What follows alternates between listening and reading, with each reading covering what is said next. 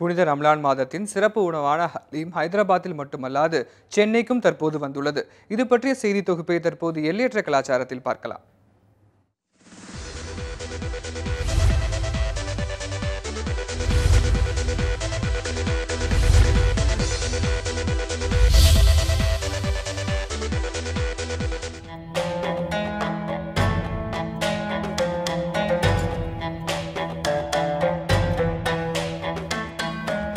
ரமலான்ங்கிறது இஸ்லாமியர்களோட புனிதமான மாதம்.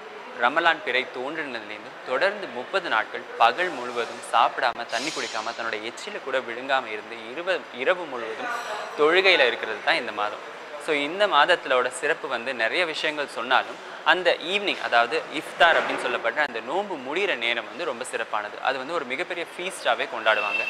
அதுலேயும் முக்கியமாக அப்போ சாப்பிட போகிற உணவுகள் அப்படின்றதுக்கு சில சிறப்பு விஷயங்கள் இருக்குது. சென்னையை பார்த்தீங்கன்னா அந்த நோம்பு கஞ்சி அப்படின்னு சொல்லுவாங்க, அது ரொம்ப ஃபேமஸ். அண்ட் அதை விட ரொம்ப ஃபேமஸ் பார்த்தீங்கன்னா ஹைதராபாதியோட ஹலீம். இந்த ஹைதராபாதி ஹலீம் என்ன, அது எப்படி உருவாகுது அப்படிங்கிறது தான் இன்றைக்கி நம்ம பார்க்க போகிறோம்.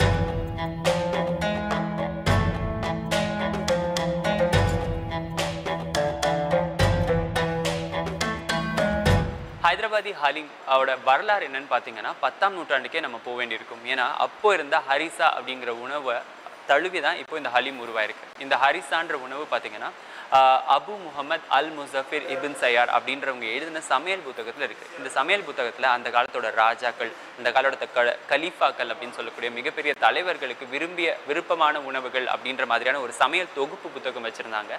அந்த புக் ஆஃப் ரெசிபீஸ் அப்படிங்கிற ஒரு புக்கில் தான் இதோட ரெசிபி இருந்திருக்கு, இந்த ஹரிசாவோட உணவு.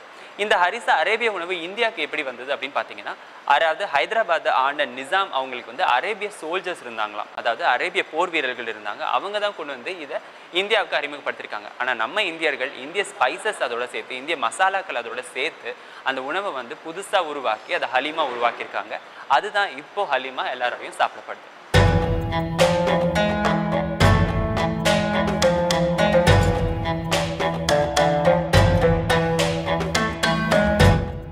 ஹலீம் பற்றி நிறைய விஷயம் பேசணும். இப்போ ஹலீம் செய்கிற அந்த இடத்துக்கு வந்துடும். நீங்கள் முக்கியமாக பார்த்தீங்கன்னா என் பின்னாடி அந்த ஹலீம் எப்படி செய்கிறாங்க அப்படின்ற ஒரு இது நடந்துட்டுருக்கு. ஹலீம்க்குன்னு தயாரிக்கப்பட்ட அந்த உணவை தயாரிக்கிறதுக்குன்னு பிரத்யேகமாக செய்யப்பட்ட அடுமனை இங்கே நம்ம பார்த்துட்ருக்கோம். ஹலீம் செய்கிறதுக்கான அடுமனை பார்த்தோம். அதுக்குள்ளே இருக்கிற பாத்திரத்தோட மாதிரி தான் நம்ம இப்போ இங்கே பார்த்துட்டு இருக்கோம். இந்த மாதிரியான ஒரு மிகப்பெரிய பாத்திரத்தில் தான் ஹலீம் செய்யுது. அளவில் அதிகமாக செய்கிறதுனால இவ்வளோ பெரிய பாத்திரத்தில் அவங்க அந்த மட்டனை ஃபுல்லாக போடுறாங்க. அண்ட் இந்த பாத்திரம் அதுக்குள்ளே அப்படியே செட் ஆகிருக்கிறதுனால அந்த அடுப்பில் எறிகிற நெருப்பு சுற்றி இந்த பாத்திரம் சுற்றி பரவுறது.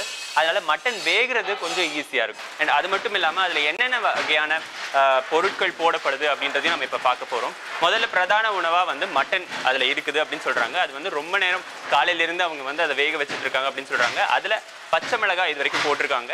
அண்ட் அது மட்டும் இல்லாமல் அது நல்ல மட்டன் வெந்ததுக்கு அப்புறமா பார்த்தீங்கன்னா முதல்ல இங்கேருந்து அவங்க கொஞ்சம் கொத்தமல்லி இருக்கு இல்லையா, அது போடுறாங்க. ஸோ ஃபர்ஸ்ட் கொத்தமல்லி போட்டுட்டு அதுக்கப்புறமா இஞ்சி பேஸ்ட் இந்த இடத்துல தனியாக அரைச்சி வச்சுருக்காங்க, இஞ்சி பேஸ்ட் போடுறாங்க. அண்ட் அதுக்கப்புறம் பார்த்தீங்கன்னா கோதுமை ரவை அப்படின்னு சொல்லக்கூடிய கோதுமை ரவையை பவுடர் பண்ணி அதை நல்லா தண்ணியில் ஊற வச்சு அந்த பேஸ்ட்டையும் அதில் அடிஷ்னலாக ஆட் பண்ணுறாங்க. ஸோ இது வரைக்கும் ஹலீம் எப்படி செய்கிறாங்கன்னு நம்ம பார்த்துட்டே இருக்கோம். இப்போ பார்த்தீங்கன்னா ஹலீமில் உள்ளக்க மட்டன் நல்லா வேக வச்சுருக்காங்க. ஸோ அந்த மட்டன் வெந்ததில் நம்ம நிறையா இன்க்ரீடியன்ஸ் போட்டிருக்கோம். கொத்தமல்லி, இஞ்சி பேஸ்ட், அதுக்கப்புறமா அந்த கோதுமையோட அந்த மாவு அப்படின்ற ஊற வச்சு அந்த மாவு போட்டிருக்கோம். இப்போ அந்த ஹலீம் எவ்வளோ வெந்திருக்கு அப்படின்றத பார்க்கலாம். ஏன்னா ரொம்ப நேரமாக அதை மிக்ஸ் பண்ணிகிட்டே இருக்காங்க. அதுதான் ரொம்ப முக்கியம் அப்படின்னு சொல்கிறாங்க ஹலீம் செய்கிறதுல. ஸோ எந்த மாதிரி அந்த இது குக்காக இருக்குது அப்படின்றத பார்க்கலாம். அந்த மேலே தூக்கி காட்டுங்க. ஸோ இப்போ இதுதான் அந்த கன்சிஸ்டன்சி எப்படி மசாலா அதோட சேர்ந்துருக்கு, அந்த வீட் கோதுமையோட மாவும் அந்த மட்டனும் எப்படி மிக்ஸ் ஆயிருக்கு, அந்த மசாலா அதோட எப்படி சார்ந்திருக்கு அப்படின்றத நம்ம பார்த்துட்டு இருக்கோம். ஸோ இதுதான் இப்போ வரைக்கும் ஹலீம் குக்காக இருக்குது. இன்னும் இதில் அந்த ஸ்பெஷலான ஹைதராபாத் மசாலாவை ஆட் பண்ணலை. அதை ஆட் பண்ணதுக்கு அப்புறமா தான் அதோடைய அந்த ஃப்ளேவர், உண்மையான அந்த ஹலீமோட ஃப்ளேவர் நமக்கு கிடைக்கும். அதை தொடர்ந்து பார்க்கலாம். ஹைதராபாத்லேருந்து ஸ்பெஷலாக வரவழைக்கப்பட்ட மசாலா, அந்த மசாலா தான் நீங்கள் பார்த்துட்டு இருக்கீங்க. இதில் நீங்கள் பிரதானமாக பார்த்தீங்கன்னா அந்த உப்பு கல் நல்லா தெரியுது. அண்ட் அது மட்டும் இல்லாமல் ஜீரா, ஷாஜீரா அப்படின்னு 2 வகை சீரகமும் இதில் இருக்கிறதா அப்படின்னு சொல்கிறாங்க. அது மட்டும் இல்லாமல் பிளாக் பெப்பர், மிளகு இருக்குது.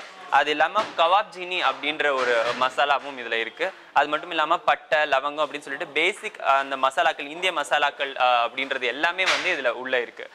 அண்ட் அதை விட முக்கியமாக பார்த்தீங்கன்னா ரொம்ப அழகாக அந்த நிறம் சேர்க்கறதுக்காக இதில் வந்து அந்த குலாப் ரோஜாவோட இதழ்கள் இருக்குது.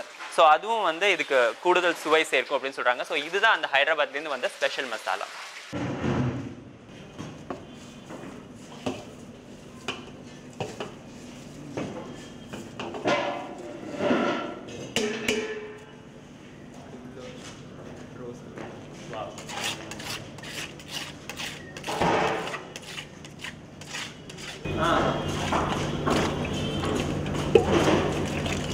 இப்போ வந்து பார்த்தீங்கன்னா அந்த முக்கியமான அந்த ஹைதராபாத்லேருந்து வரவழைக்கப்பட்ட அந்த மசாலாவை போட்டுட்டாங்க. அண்ட் போட்டுட்டு அதை நல்லா கிளறி விட்டுட்டு அதுக்கப்புறம் அதுக்கு மேலே கொஞ்சம் எண்ணெய் அதையும் போட்டுட்டாங்க. இப்போது அது வந்து கொஞ்சம் நேரம் நல்லா வேகணும், அந்த மசாலா அதோட சாரணுன்றதுக்காக இந்த மாதிரி ஒரு துணி, ஈர துணி அதை சுற்றி வச்சுட்டு அதுக்கு மேலே அதுக்கான தட்டை போட்டு மூடிடுறாங்க. ஸோ அப்போ தான் வந்து காற்று எதுவும் வெளியே போகாமல் உள்ளக்கு அந்த அனல்லையே வந்து நல்லா வேகும் அப்படின்றதுக்காக. ஸோ அண்ட் அதுக்கு மேலே ஒரு மிகப்பெரிய அம்மிக்கல் மாதிரி ஒன்று எடுத்து வச்சுருக்காங்க. ஸோ அந்த வெயிட்டில் காற்று எதுவும் போகாமல் இன்னும் நல்லா அந்த சூடு வந்து எல்லா பக்கமும் பரவி அது நல்லா வேகுன்றதுக்காக இந்த மாதிரி செஞ்சுருக்காங்க. இப்போ அந்த மசாலா போட்டதுக்கப்புறமா அந்த பாத்திரத்தோட மூடியை நல்லா சீல் பண்ணதுக்கப்புறமா அந்த அடுப்பை வந்து அணைச்சிடுறாங்க. ஏன்னா அதில் இருக்கிற அந்த சூடே வந்து இப்போ அது வேகிறதுக்கு போதுமானது அப்படின்றதுனால அந்த அடுப்பை சுத்தமாக தண்ணி ஊற்றி அணைச்சிட்டு இந்த வெளியில் தெரிய இந்த பகுதியை கூட என்ன பண்ணுறாங்கன்னா அந்த ஒரு கல்லை வச்சு மூடிடுறாங்க. ஸோ அந்த அனல் வெளியிலேயே வராமல் அந்த இருக்கிற அனல்லையே வந்து ஸ்லோவாக அந்த வந்து கறி, மட்டன், அந்த மசாலா எல்லாம் ஒன்றா சேர்ந்து குக் ஆகிறதுக்காக இந்த மாதிரி செய்கிறாங்க. இப்போது அந்த மசாலாவோட சேர்ந்து மீட் நல்லா குக் ஆயிடுச்சு. அதை சீல் பண்ணதை இப்போ ஓப்பன் பண்ண போகிறாங்க. அதுக்கப்புறமானது தான் முக்கியமான ப்ராசஸ் அப்படின்னு சொல்லலாம் இந்த ஹலீம் மேக்கிங்கில். ஏன்னா வந்து அதை வந்து அந்த அந்த குக்காக இருக்கிற அந்த மீட் அந்த மசாலாவோட சார்ந்திருக்கும். பட் இருந்தாலும் அதை நல்லா இன்னும் மேஷ் பண்ணுறதுக்காக அதை வந்து அடிப்பாங்க. ஸோ அந்த ப்ராசஸ் தான் இப்போ பார்க்க போகிறோம். ஸோ இப்போ பார்த்தீங்கன்னா அந்த சீல் பண்ணியிருக்கிற மூடியை ஓப்பன் பண்ண போகிறாங்க.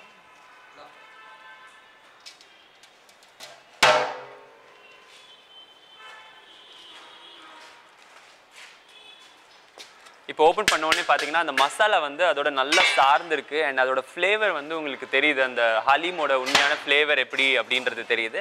அந்த அந்த ஸ்மெல் வந்து ரொம்ப ரொம்ப அழகாக இருக்குது. அண்ட் அந்த அந்த கன்சிஸ்டன்சியும் ரொம்ப நல்லா வெந்திருக்கு. அண்ட் இதை நல்லா கிளறிட்டு அந்த மசாலா இன்னும் எல்லாத்தோடையும் மிக்ஸ் பண்ணதுக்கு அப்புறமா தான் அந்த இடிக்கிற ப்ராசஸை அவங்க ஆரம்பிக்க போகிறாங்க. அந்த வெந்திருக்கிற அந்த கறியை வந்து இடிக்கணும், இன்னும் நல்லா மசிகிற அளவுக்கு இடிக்கணும். ஸோ அதுக்காக பிரத்யேகமாக செய்யப்பட்ட ஒரு மிகப்பெரிய சைஸ் சுத்தியல் அப்படின்னு சொல்லலாம்.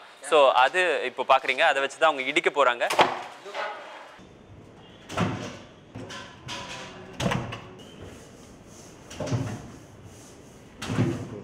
ஸோ ஹலீம் பற்றி நிறைய விஷயங்கள் பார்த்தோம். அண்ட் ஹலீம் ஹைதராபாத்தில் ரொம்ப ஃபேமஸ்னு பார்த்தோம். இப்போ அந்த ஹலீம் வந்து சென்னைக்கு வந்திருக்கு. அதுக்கு முக்கிய காரணம் பார்த்தீங்கன்னா பிஸ்தா ஹவுஸ் அப்படின்னு சொல்லலாம்.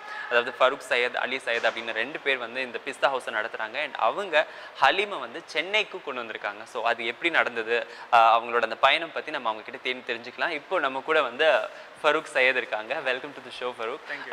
And congratulations for bringing Pista house to Chennai. அண்ட் இந்த ஹலீமை வந்து சென்னை மக்களுக்கு கொடுக்கணும் அப்படின்ற தாட் எப்படி ஆரம்பிச்சது அண்ட் எவ்வளோ நாளாக இந்த வேலை செஞ்சுட்டு இருக்கீங்க? Actually, Halim has been famous in Chennai also so many years. And from Pista House, we used to send Halim every day in the month of Ramzan by flight for the past 6-7 years. So the demand has been increasing every year. So we wanted to bring the whole tradition of making Hyderabad Halim to Chennai. So we took franchise and set up a kitchen in here, Chennai, and we are serving people directly every day here. So how is the response? So இப்போது Hyderabad kitchen setup பண்ணியிருக்கீங்க, அந்த response எப்படி இருக்குது? சென்னை மக்கள் வந்து ஹலீம் எப்படி விரும்புகிறாங்க? ஹைதராபாத் மக்கள் மாதிரியே விரும்புகிறாங்களா இல்லை எப்படி விரும்புகிறாங்க? Yes, sure.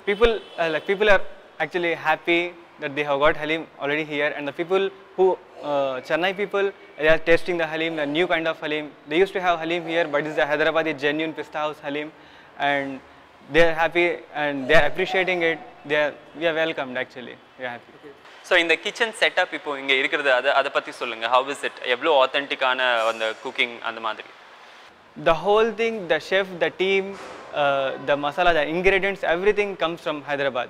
The main chef, they mix everything and they send from there. We only provide the raw material, the firewood thing, and the meat, only the fresh meat we provide from here. Fresh meat and vegetables only we provide from here, and everything rest comes from Hyderabad. So அந்த Hyderabadi ஹலீமோட taste வந்து அப்படியே இங்கே இருக்குது அப்படின்னு சொல்கிறீங்க இல்லையா? Okay. Okay, so இப்போ தயாரான ஹலீம் நம்ம பேக் பண்ணி எல்லா அவுட்லெட்ஸ்க்கும் போகிறதுக்கு தயாராகிட்டு இருக்கு. அண்ட் இந்த பேக் பண்ணுற ஸ்டைலை நீங்கள் பார்த்தீங்கன்னா இங்கே தெரியும், நிறைய பேர் ஒன்றா உட்காந்து வேலை பண்ணிட்டு இருக்காங்க.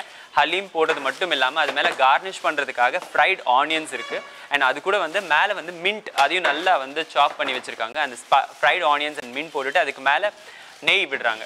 ஸோ அது எல்லாத்தையுமே போட்டுட்டு அழகாக பேக் பண்ணுறாங்க. இந்த ஒரு பாக்ஸ் வந்து கிட்டத்தட்ட 350 கிராம் இருக்கும். இந்த பாக்ஸ் தான் வந்து எல்லா அவுட்லெட்ஸுக்கும் போகுது.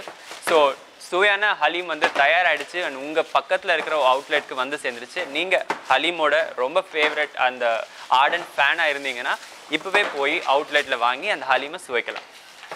ஹைதராபாதி ஹலீமோட வரலாறு பார்த்தோம். அது எப்படி செய்கிறாங்கன்ற செய்முறை விளக்கத்தை நேரில் நம்ம பார்த்து தெரிஞ்சுக்கிட்டோம். ட்ரிப்ளிகேனில் இருக்கிற பிஸ்தா ஹவுஸ் அதை எப்படி ஹைதராபாத்லேருந்து நமக்கு சென்னைக்கு கொண்டு வந்து தந்திருக்காங்கன்றதையும் பார்த்தோம். இதுதான் எல்லையற்ற கலாச்சாரத்தில் இன்னைக்கு நம்ம ஹைதராபாதி ஹலீம் பற்றி தெரிஞ்சுக்கிட்ட செய்திகள்.